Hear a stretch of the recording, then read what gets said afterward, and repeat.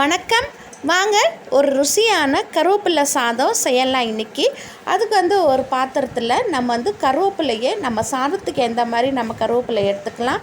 அது நல்லா இன்னும் ஈரப்பதம் போகிற அளவுக்கு நல்லா இந்த மாதிரி மொறு நல்லா வறுத்துக்கோங்க. இதை நல்லா வறுத்து எடுத்த அப்புறம் நம்ம இன்னொரு கடாயில் நம்ம மசாலா பொருட்களை நம்ம இப்போ வறுத்து எடுத்துக்கலாம். அதுக்கு நம்ம ஃபஸ்ட்டு உளுத்தப்பருப்பு வறுக்க போகிறோம். உளுத்தப்பருப்பு ஒரு 2 டீஸ்பூன் எடுத்துக்கோங்க.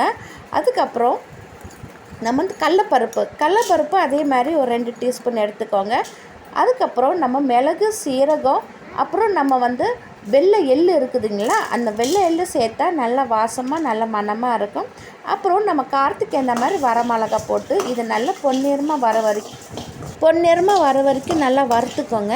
இப்போ நல்லா இன்னும் அளவுக்கு வறுத்த அப்புறம் இப்போ நம்ம அதே பாத்திரத்தில் நம்ம கருவேப்பிலை போட்டிருக்கு இல்லைங்களா, அந்த கருவேப்பிலை மேலேயே போட்டுட்டு அந்த சூட்லேயே நம்ம இப்போது கொஞ்சமாக நம்ம பெருங்காயத்தூள் சேர்க்க போகிறோம். அதாவது ஒரு 1/4 டீஸ்பூன் சேர்த்தா போதும். அந்த சூட்லேயே இந்த மாதிரி போட்டுட்டு கொஞ்சமாக லைட்டாக அந்த மாதிரி மிக்ஸ் பண்ணி விட்டுக்கோங்க. அப்போ அந்த பெருங்காயோட பச்சை வாசனைலாம் போயிடும். அதுக்கப்புறம் இது நல்லா துப்பியாக நம்ம அரைக்காமல் கொஞ்சம் நல்லா நைஸாக அரைச்சிட்டு வந்துடுங்க, சரிங்களா. இப்போது நம்ம இன்னொரு பாத்திரத்தில் நம்ம நல்லெண்ணெய் விட்டு நம்ம செய்ய போகிறோம்.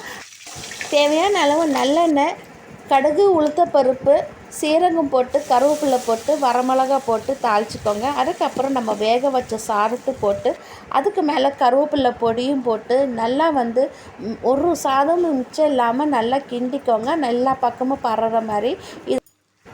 உங்களுக்கு எண்ணெய் கம்மியாக இருந்துச்சுன்னா சாதத்தில்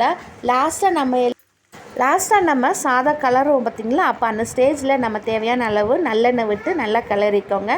இப்போ நம்மளோட ஆரோக்கியமான நல்ல ருசியான கருவேப்பிலை சாதம் ரெடி ஆயிடுச்சு. இந்த மாதிரி சாதத்தை உங்கள் வீட்டு பிள்ளைங்களுக்கு வாரத்துக்கு ஒரு நாள் வச்சு செஞ்சு கொடுங்க. ஃப்ரெண்ட்ஸ், உங்களுக்கு வீடியோ பிடிச்சிச்சுன்னா லைக் பண்ணுங்கள், மறக்காமல் சேனலை சப்ஸ்கிரைப் பண்ணுங்கள்.